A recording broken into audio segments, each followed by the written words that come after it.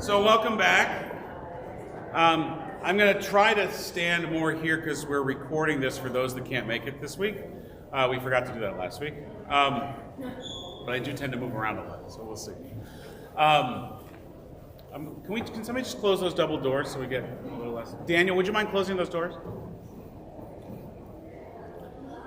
Not you, that Daniel. Anybody else named Daniel? There's a few of us. The temple president and the treasurer of the congregation and the senior rabbi are all named Daniel. We often have meetings together, and it's very confusing. Okay, so last week we were talking about prayerware, and we were talking about how prayerware is part of a ritual object, rituals and ritual objects. Can we just review for a second what's a ritual and what's a ritual object? Yeah. Ritual is like sort of like a habit, but something more time. Excellent. The ritual object is what you use to do that. Excellent. A ritual is sort of like a habit, but more time. Maybe we could even say more intentional. And the ritual object is the thing that you use to fulfill that ritual. So brushing your teeth, though not on the same level as, let's say, lighting Shabbat candles, is a ritual. And then the ritual object for brushing your teeth is your toothbrush, your toothpaste, those kinds of things, right? And we even said that the object that you use is often very special to you. It's not just any old object. You wouldn't just use any old toothbrush. That would be absolutely disgusting. You have to use your toothbrush, right? And you might even be so specific that it has to be a very particular type of toothpaste in order to really feel like you brushed your teeth. Some people just use a different toothbrush each day and just get one toothbrush each day. Yes, that's true. So, in Judaism, we have these numerous ritual objects, and we talked about them last week. We talked about the yarmulke, which represents what? Who remembers? Part of your body kind of thing? Yes? Right, it represents God's eye watching you, and I mean this is giving an anthropomorphic, which is to place human characteristics on an idea, let's say, but it's the idea that everything that you do is seen, right? It's not like you live your life on camera. So we talked about the yarmulke. What were the other ones we talked about? We wrapped ourselves in something. Remember what it's called? I was just talking about Tefillin, right? Or tefillin. And where did that come from? Do you remember why we do that? Where did that idea come from? Some new hands. Yeah. I believe that the Shema or that prayer was inside the box. Right. You want to add to that? Exactly.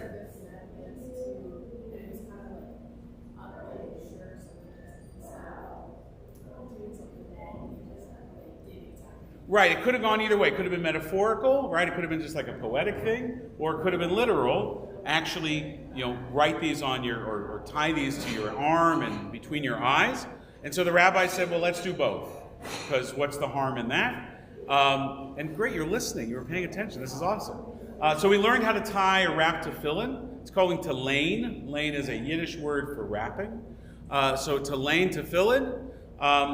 And we remember we had tefillin of the head, and we had tefillin on the arm, and we wrapped it around our forearm how many times? 7. And then our hand, we made a certain Hebrew letter. The shin, which is what? Shema. Right, part of the Shema, okay.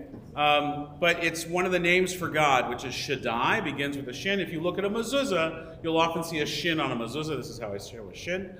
And that's also God's name.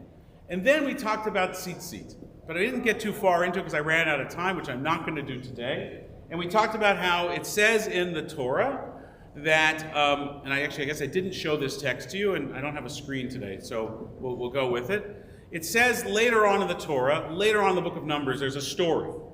And the story is that a man goes out on Shabbat, and he cuts down a tree. And before I tell you anything else, just based on what you've learned in your time at Temple Shalom Religious School, do you think you're allowed to cut down a tree on Shabbat? No. Why not? Work?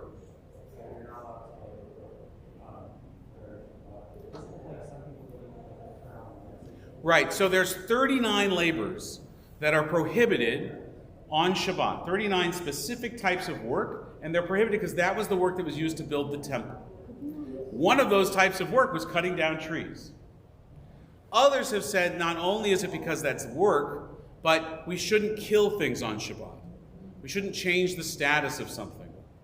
And so we don't cut down trees on Shabbat. Yes? But what if it's already dead? Good point. What if it's already dead, right? So we can use certain things, but we also can't create certain types of things on Shabbat. This man goes out and he cuts down a tree. It appears that he does it intentionally, or maybe he forgot that that was one of the commandments. Because there's how many commandments? 130 and 160. You got a lot of the numbers. Let's get them in the right order. Yeah. 613 commandments. We can forget one every now and then, right? So of those 613 commandments, one of them is don't cut down a tree on the Sabbath. The man goes out, cuts down a tree on the Sabbath. Moses finds out about this. It's the Bible. It's dramatic. The man gets capital punishment. We'll just leave it at that. Okay? They're very harsh days. Be glad you live now. So the man is punished for cutting down a tree on the Shabbat by himself being cut down. Then the very next line, after that whole thing, is the commandment to put a string on the corners of your garment, to put a fringe on the corners of your garments. And so our rabbis connect these two things. And it says, put a fringe on the corners of your garments so that you remember the commandments. So the idea here is that if he had had fringes on the corner of his garments when he went to grab for his axe, this little fringe might have been hanging right here, and he would have seen it, and he would have said, oh, why is that fringe on the corner of my garment? Oh, yeah, the commandments. What are the commandments? Honor your mother and father, don't eat shrimp, don't cut down trees on Shabbat. And then he wouldn't have cut down a tree on Shabbat. From that, we get the commandment for tzitzit.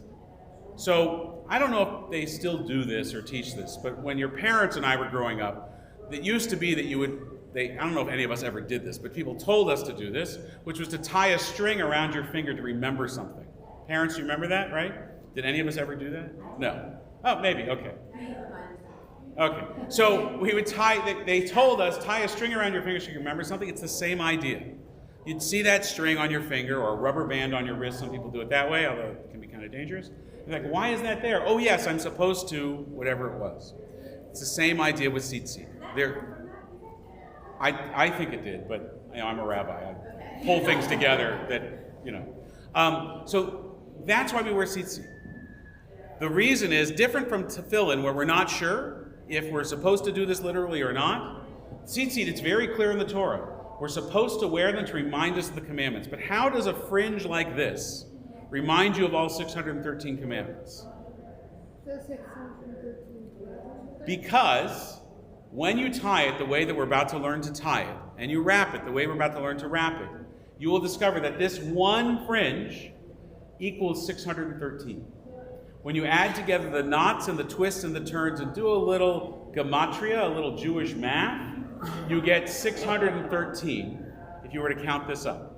A lot of religions have this. They have prayer beads, like a rosary, worry beads, all these different things. This is the Jewish version of that. Maybe ours came first, I don't know. But we're going to learn how to tie our tzitzit. Now, why?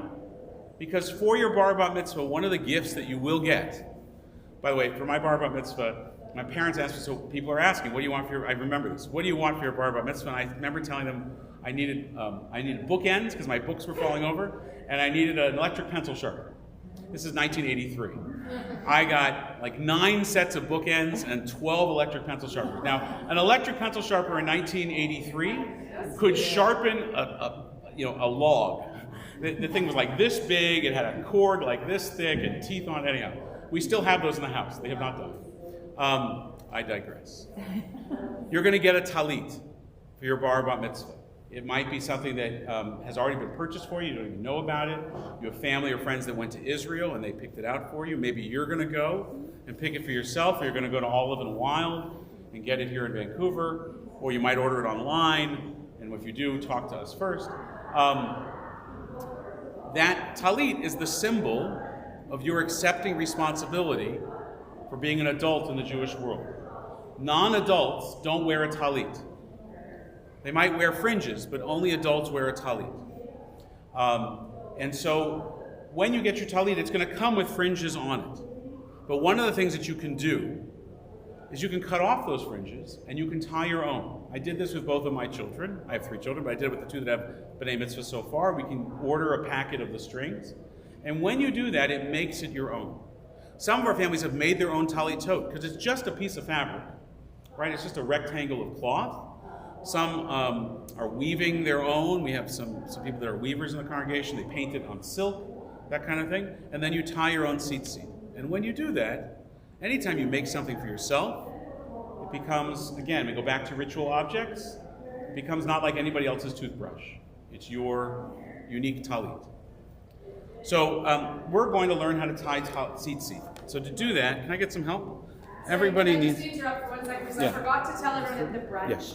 Next week, when we don't have Derech, if you normally come to Temple Shalom School on a Sunday, come in your normal Aleph early, vet late sessions, not in this one combined group, just for next week when we're taking a Derech break. Thank you, Jen. So, don't open this just yet, or go ahead. In your envelope, and I need somebody to help me with these 2. Thank you. Everyone gets one. Everyone gets one. There's 1 envelope per family. So in your envelope, and coming around our instructions, is just a card with a hole punched in it. And then there's 4 strings. What's wrong? It's not tied yet. You're going to do that. There's 4 strings, 3 white and 1 blue. It says in the Torah that you should add a blue thread, a tochelet, a blue thread to your tzitzit. Why? They don't say. Maybe to make them distinct from other fringes that might be floating around. Blue and white are Jewish colors. It comes from this. It also looks really cool. We're going to learn to tie these tzitzit, and in doing so, we're going to fulfill the mitzvah of tzitzit. So, you're going to have these 4 strings. At the end of today, it should look something like this. Okay? The blue string is longer than the white ones because it's the one that wraps around. So, let's start, and the instructions are here. Let's start by just reading the instructions. You should do this whether it's with the rabbi or IKEA. Read the instructions first. How many of you do that? None of you are reading instructions. Okay. Below is the basic guide on how to tie your own or make your own tzitzit.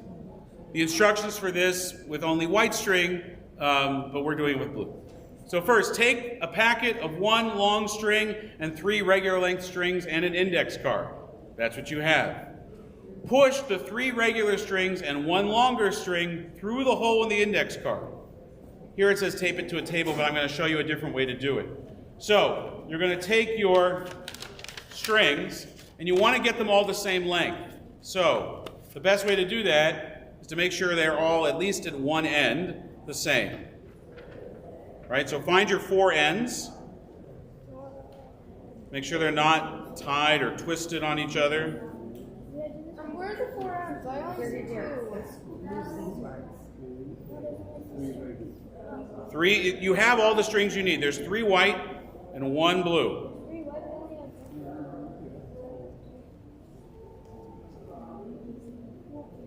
Right, and they're all basically, they should all match up in length. 3 white. 3 white and 1 blue.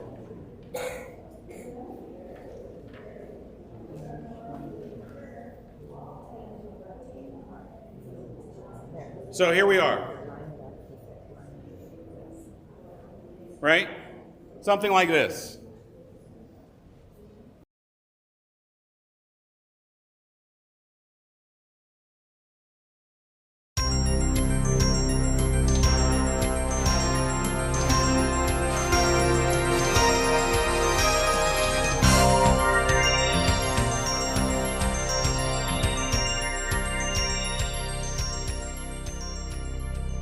Today we're going to learn how to tie your tzitzis. Some call them tzitzit. It's the same thing.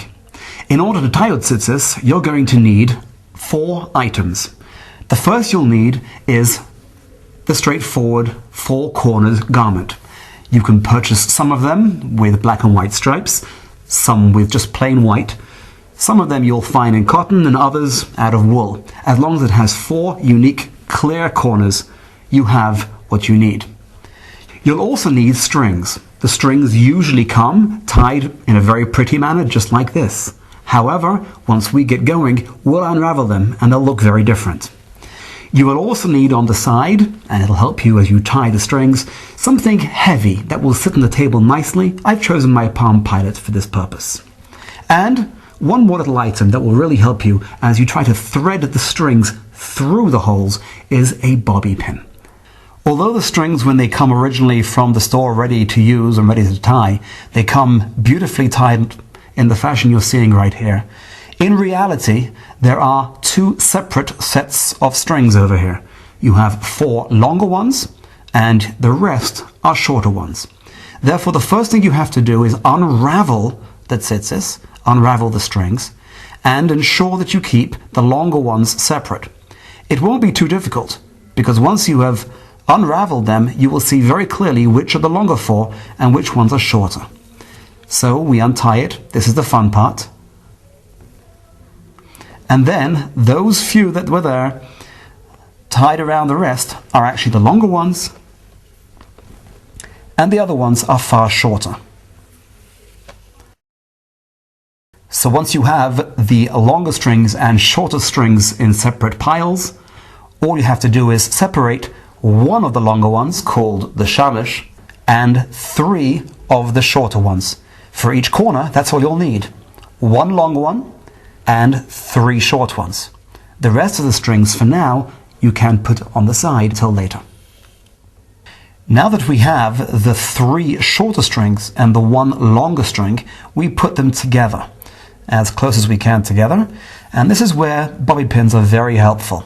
I find it very convenient to use the pin, to slide it over the tzitzis, and then use the pin as my guide to make my way through the very small hole.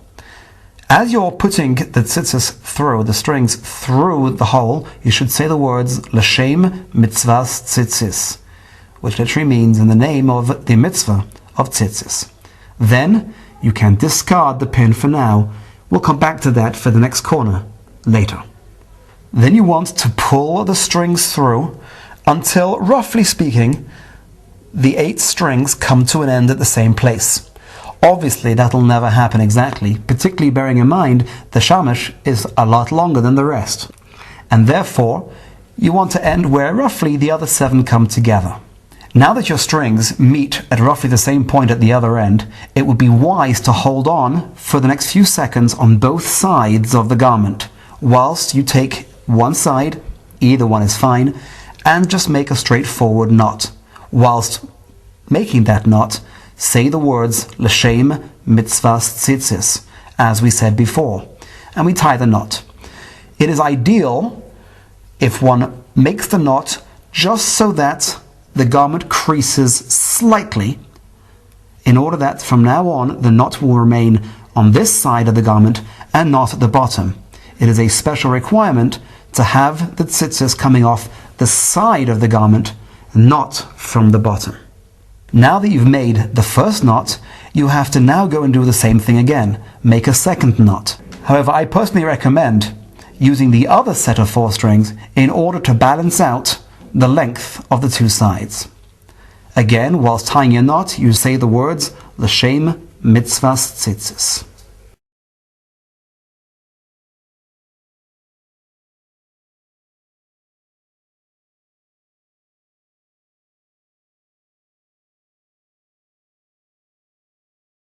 Now starts the perhaps more complicated part of the process, because you have to try your best to keep these 4 strings and the other 4 strings separate throughout. And therefore, I like to tie a slip knot. You are not supposed to tie a real knot at this point. Tie a slip knot at the end, obviously the end which only has 4 regular strings, not the 3 plus the shamish. And then you separate the shamish from the rest.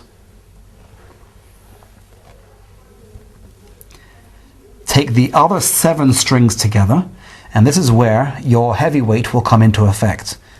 Just to keep it in place, it'll be far easier to do the tying part next. So you now take your shamash and you rep for the first time 7 reps around the other 7. In so doing, again, you say the words L'Shem Mitzvahs Tzitzis.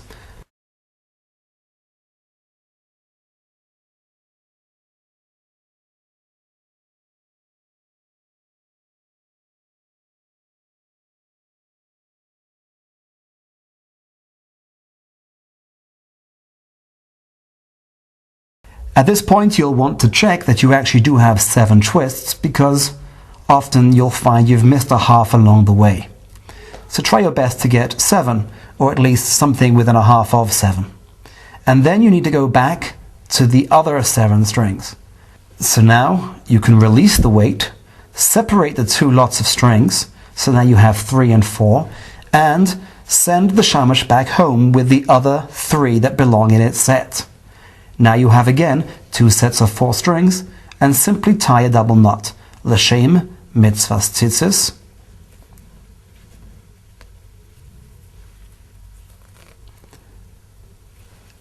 L'Shem Mitzvahs Tzitzis.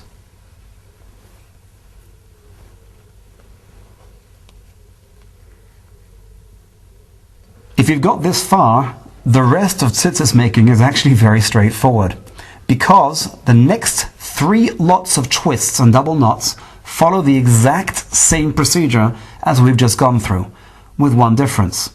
The next time you twist, you won't do 7 turns, but rather 8.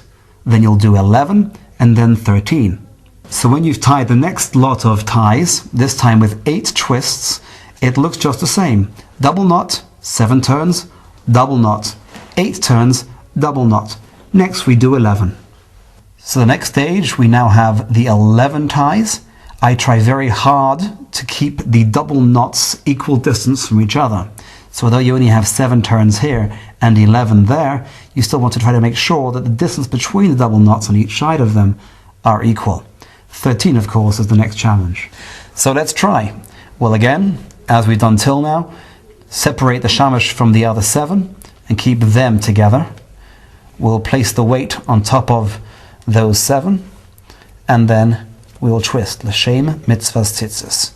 1, 2, 3, 4, 5, 6, 7, 8, 9, 10, 11, 12, and 13. Just by the way, it doesn't make a difference whether you tie your strings towards you or away from you.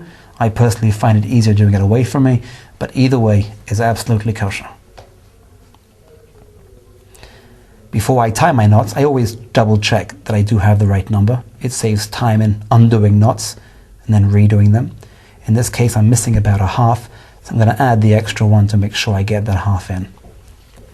Usually when tying knots, you tend to lose a half anyway in the process.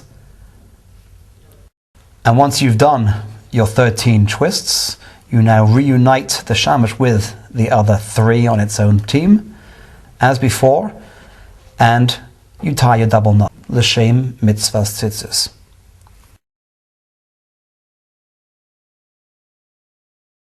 And if possible, tighten the knot a bit tighter to keep the distance equal between the 7 and the 13. You require a double knot. So far you've done 1. Take a little tip from me, and don't yet tie the double knot. In fact, tie it only partially. L'Shem Mitzvahs Tzitzis. And then wait until you can put it under boiling hot water. Leave the knot just like that. Place this section of the strings under boiling hot water, and then the fibers of the string open up. They swell with heat and with water. Then you tie the knot properly. L'Shem Mitzvahs Tzitzis. And usually we find that once the strings dry, the knot remains in place for a much longer period of time. Now that you have done all of your double knots and all of your ties, now you can actually release the slip knot. And you actually have your first corner of your tzitzis fully made. Double knot 7, double knot 8, double knot 11, double knot 13, and double knot with the strings coming out. Now you have one of your 4 corners complete. Don't forget there are 3 more still. one on the same side and 2 more on the other side. That's why you'll have to come back now to the rest of your strings. Repeat the same process all over again, and you'll have a beautiful beged, a beautiful garment, fully made with kosher tzitzis.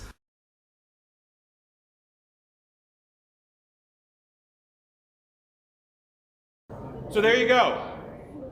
And now you have an excellent bookmark, or a future graduation tassel, or an example for what you're going to do if you want to tie your own tzitzit. You gonna cut it? You're allowed to cut it. I wouldn't cut it, because then what are you going to do with it, right? So keep it like this. It works well, because once you cut it, you've got a loop, and then what's to do?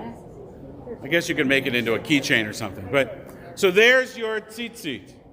Now, here's the big question. How did we get to 613? On the back is a little tzitzit math. Oh, I thought that was just. Take a moment to do the math problem.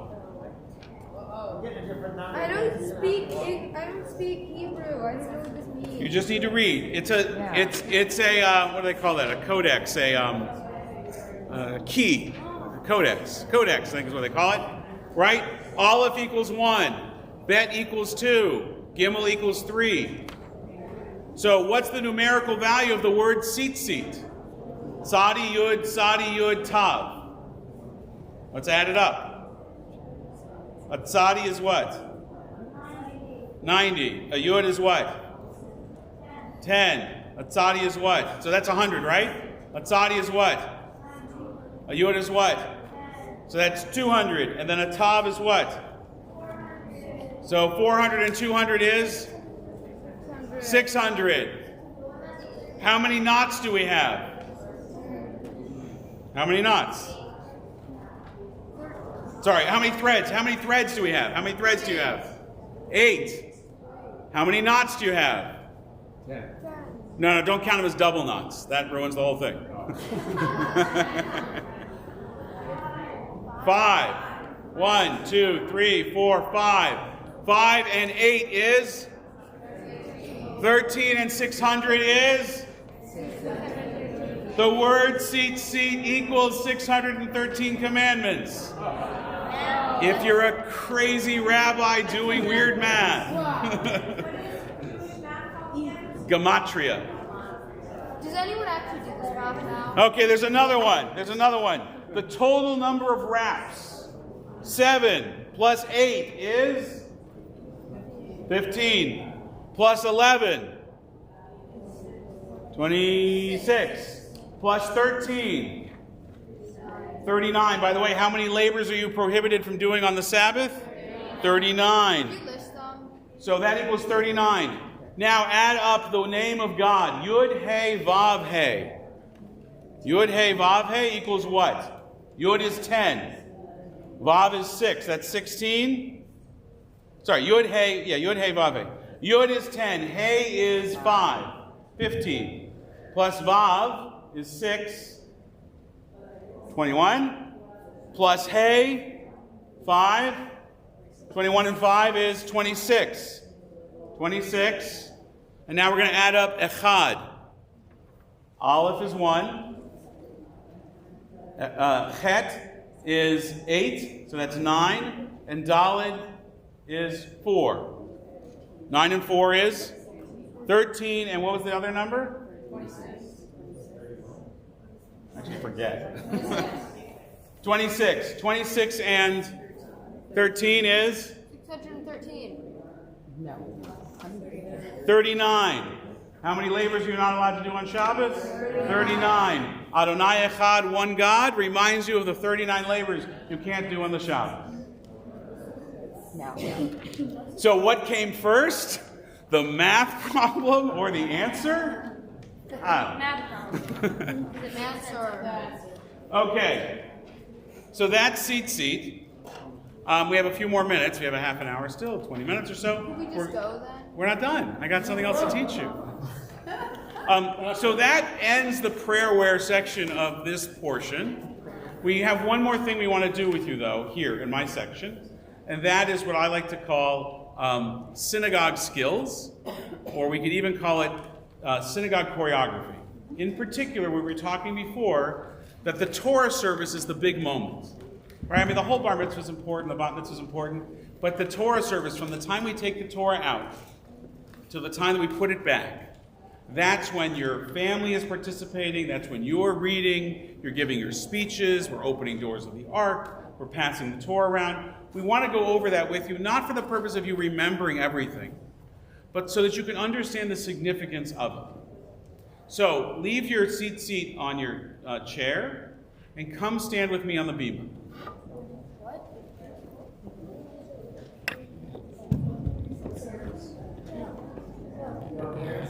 Yes, parents too. Because I don't have them turned on. Don't touch the microphones, please. Testing, 1, 2, 3. Can you hear me? Okay. So,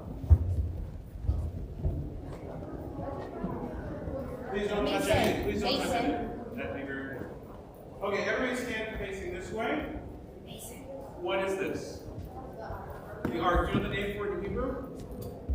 Aron HaKodesh. What's Kodesh? Kiddush, Kodesh. Holy. Kodesh means holy. Aron is a closet. This is the holy closet. But we call it an ark, because closet's not really that fancy. Do you ever see Raiders of the Lost Ark? Yeah.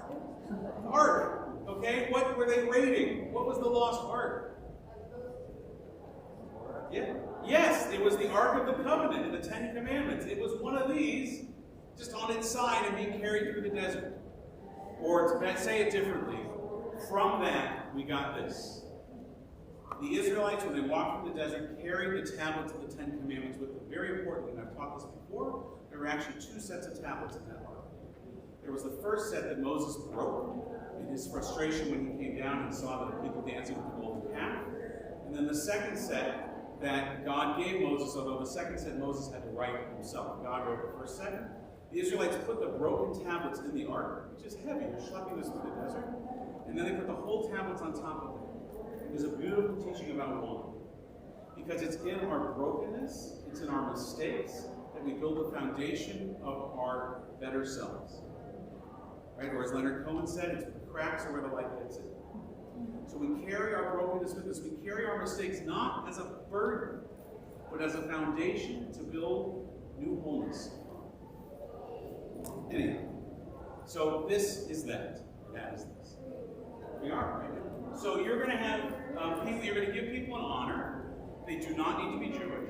They can. They don't have to be of bar mitzvah age. They can be little kids. They can be of all ages. There could be 2, there could be 4, there could be 6, 8, whatever it is. However many you want to include. And we're going to call them up. At this time, everybody's going to stand. And we're going to have them open the doors of the ark. We sing a prayer as we do that. Because we're just going to show this right now, so that we understand how it works. So, that's the ark here. No, it's to show what everything we're doing during the service. Okay, I'm going to talk a little bit more, okay? Without interrupting. So, we've got 7 Torahs in here. Normally we have 8, but we left one to Hillel to bring it back. They're all the same, though they're all different. The Torah that we take out for your bar mitzvah, generally, is this one right here. And this is the Torah that about 6 years ago we wrote in our congregation in honor of our 50th anniversary as a synagogue. Who wrote in the Torah? Anybody here? See, you're going to read from the Torah you wrote from. In fact, if you were in synagogue this week, you could have seen the beginning of Bereshit, which was one of the sections that we filled in, as we filled in the beginning of each book. But you missed it. Anyway, we're going to take out this Torah, and you're going to, we're actually going to give you a lighter one.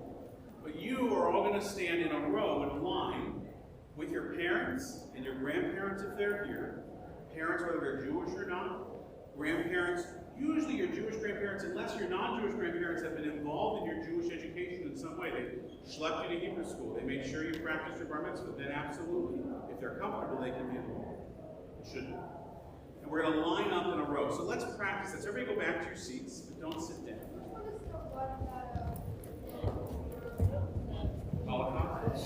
Yeah, that's this one here. Okay, so I'm going to take out the light Torah.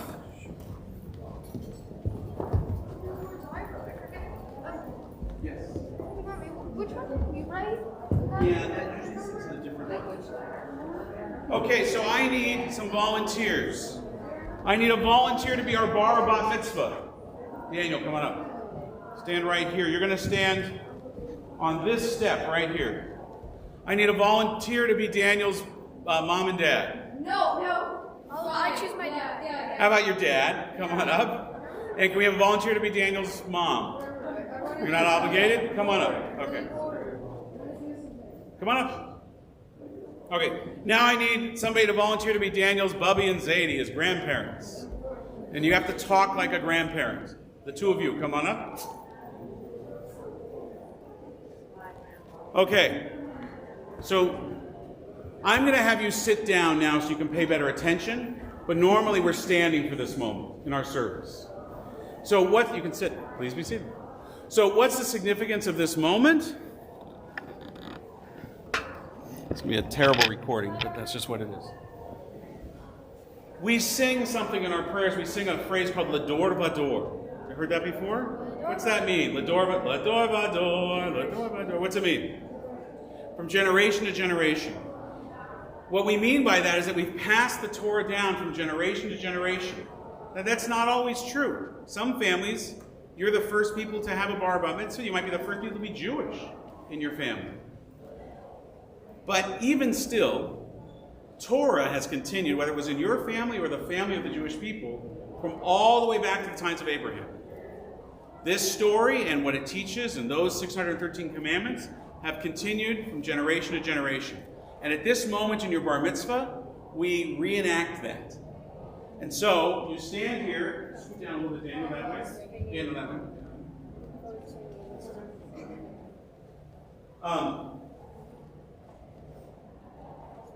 My parents.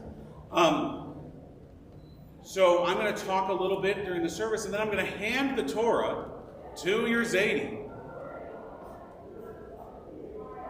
And Zadie, Grandpa, is going to have 30 seconds, 3 sentences. We didn't always do this in previous bar bat mitzvahs, so this is sometimes a new thing. To talk about the significance of Torah or Judaism in his life and what he hopes it will be in his grandchild's life. So that's a moment. We'll remind you of this. You don't have to remember it now. But I'd like you to think for a moment, because I'm going to ask you to turn to your child in a bit and tell them, what is the significance of Judaism in your life? What is the significance of Torah in your life? And what do you want it to be for your children? That's an assignment you're going to have in just a moment, but not yet. So, Zadie's going to say something.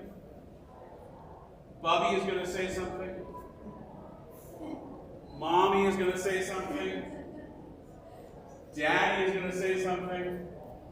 And then we're going to hand the Torah to Daniel. Hand it like this. Now you're going to come down here, watch your step. And then say right here. And then Daniel is going to lead the congregation in the Shema. And you're going to say it out loud. We do it differently. Normally we cover our eyes, but the Torah is out. So we don't cover our eyes now. We have our eyes wide open. And when Daniel says the Shema, we repeat it. Just like they did in ancient times. It's a different way. It's a majestic way of doing it. Daniel, lead us in the Shema. Nice and loud.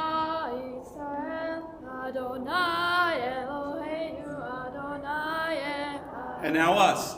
Shema Yisrael, Adonai Eloheinu, Adonai Echad. Do the second part. Baruch Shem Kivod Malchuto Leolam Vaed. Now normally we whisper that part, but when it's Torah service, we say it out loud. Baruch Shem Kivod Malchuto Leolam Vaed. Then we do one other thing. We turn around, all of us, you guys are already facing the right way, and we bow to the ark. Why do we bow to the ark? Any ideas? Any ideas? Maybe, because those Torahs don't get taken out. They don't get to go on parade through the sanctuary. And so there's a sense of, again, we're projecting feelings onto inanimate objects, but there is a sense that they might feel bad that they don't get taken out. So we bow to them to show honor to the other scrolls that don't get taken out. You guys can return to your seats. Thank you very much. So then we walk around the sanctuary in what's called a hakafah, a circuit. And this is where all of your friends and family are going to kiss the Torah, and they might kiss you. They might pat you on the back. They might say Mazel Tov or Yasher Koach or you're doing great, whatever it is. It's a nice moment where you get to see everyone. Then we come back to the Bima to read from the Torah. But before we do that, I'd like you now to take a moment with your child and to think about the question that I asked before. What does being Jewish or Judaism or Torah mean to you, and what do you want it to mean to your child? Take a moment and share that.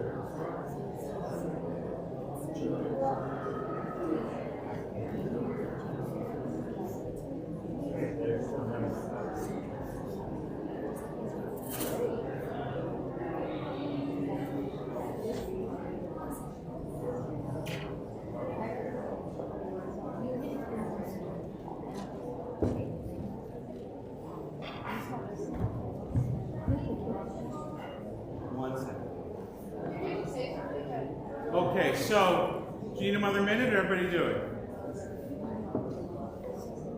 Raise your hand if you need another minute. Okay. I only have a few more minutes with you, so I want to make sure we get to this next part. Why does that one have a small stroke and the other one? So, what was your question? Why does this one have a small, less? Because you mean this side's bigger than this side? Yeah. Because this is the very beginning of the Torah, and this is the end. Oh, And just this week we started the beginning of the Torah. So,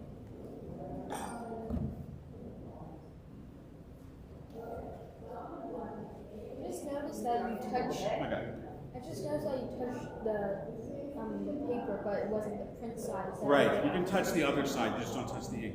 So in a minute I'm going to ask you to come up and stand around me, but I just want to give some instructions. The Torah gets unrolled, your child gives a brief introductory speech, then there are usually 6, but sometimes less aliyot. And aliyah LTorah, which is what we're going to practice now, means to go up to Torah, like people make aliyah to Israel, means to go up. And the aliyah LTorah is the big honor. Come up and bless the Torah, sometimes it includes reading the Torah, is a very significant thing. So you're going to have these as opportunities to give out to family members and honorees. We'll go over it at your rehearsal. What I just want to practice with you right now is the proper way to do an aliyah. So for this, I do need a volunteer. Anybody who didn't do it yet? Come on. Okay, so, Mason, you want to come up? Come stand with me. Okay, so, when we come up, we're wearing our talit, and if you're, let's assume for a moment that you're not doing the reading, you're just doing the blessing. Okay? So guys, come stand over here for a second. Stand together. Okay, you're going to both be one person. Okay. So, we take our seat, and we touch it to the place where the rabbi or the cantor is pointing. That's where we're actually reading. So that your blessing is connected with the reading. So come close and touch your seat to right here. No, you're fine. And now take it back. Now we're going to kiss our tzitzit. It's important we do this in the right order. Otherwise, you might get lipstick on the Torah. So you touch and then you kiss. Same thing with the mezuzah, by the way. You touch and then you kiss. Now you're going to do the blessing for the reading of Torah. You guys remember it? You know it yet? Right here. Baruch hu et Adonai HaBorach. Repeat that. Baruch Adonai HaBorach le'olam va'ed. Baruch atah Adonai. Bachar banu mikol ha'amim. V'natan lanu et Torato. Baruch atah Adonai noten HaTorah.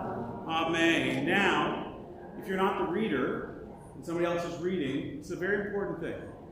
Pay attention. If this person is doing the blessing, doing the mitzvah on your behalf, you did the blessing. Technically, this is your reading.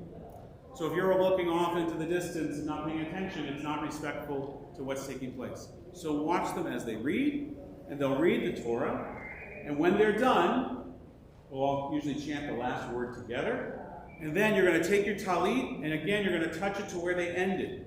So touch your talit there, touch and then kiss. Do we have to kiss it? Yeah. Okay. Right now you don't have to. Now you're going to turn the card over and do the blessing after.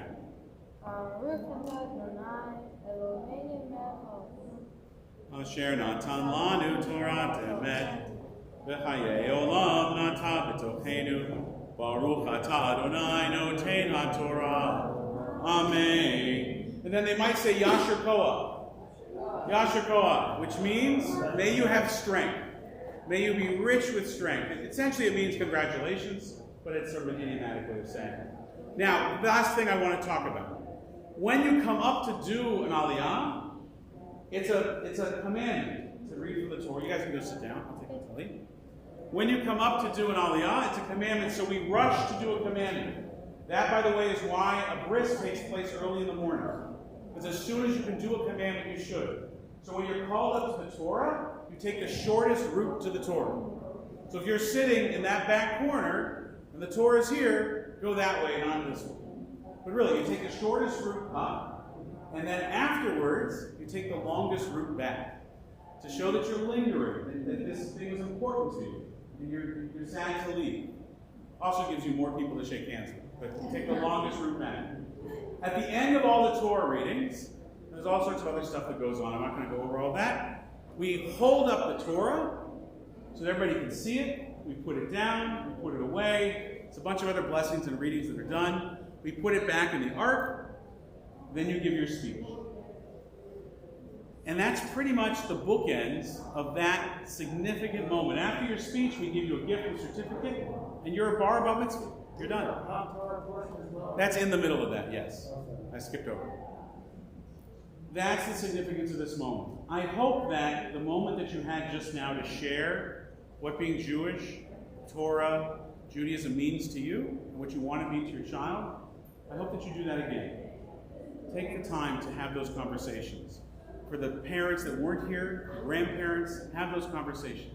Yes? Can you just clarify the speech and how it's basically English interpretation and what the story of the Torah? Yeah, so you're going to do that with Rabbi Brown. She'll explain all that. Okay?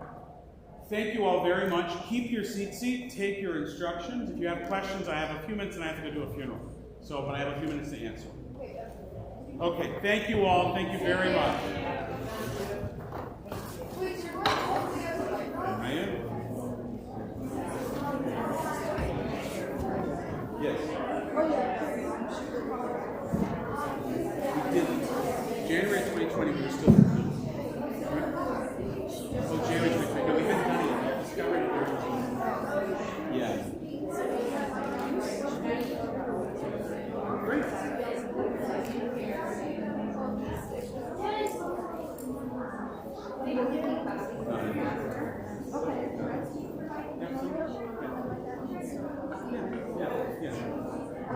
Let's talk about it.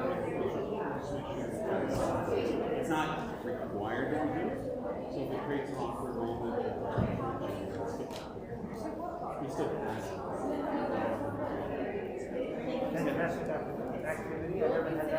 Okay, good, good. Matthew's here. Can I help you? One second. You're welcome. You're welcome. I got it. I think he's in a rush. Just say thank you. Drop your phone. I can't. What? Yes. Whether you read it or not, it's up to you. We should go through So your portion of the memo. So that's your Torah portion you haven't memorized. You will. Yeah, just follow it. No, it's okay. I have to check. I think I'm trying to figure out which day is the best. Well, everything that I just went over, all the stuff that we just went over with the Torah.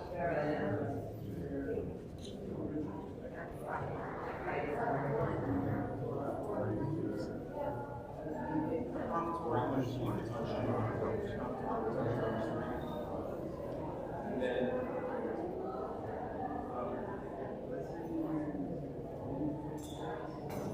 yes, the 12 blessings have to do with the Torah.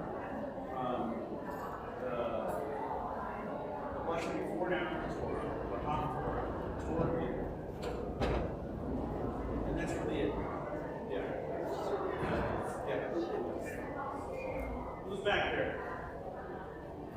Here, there's a lot of wires back there. Okay. Okay, well, thank you. You're welcome.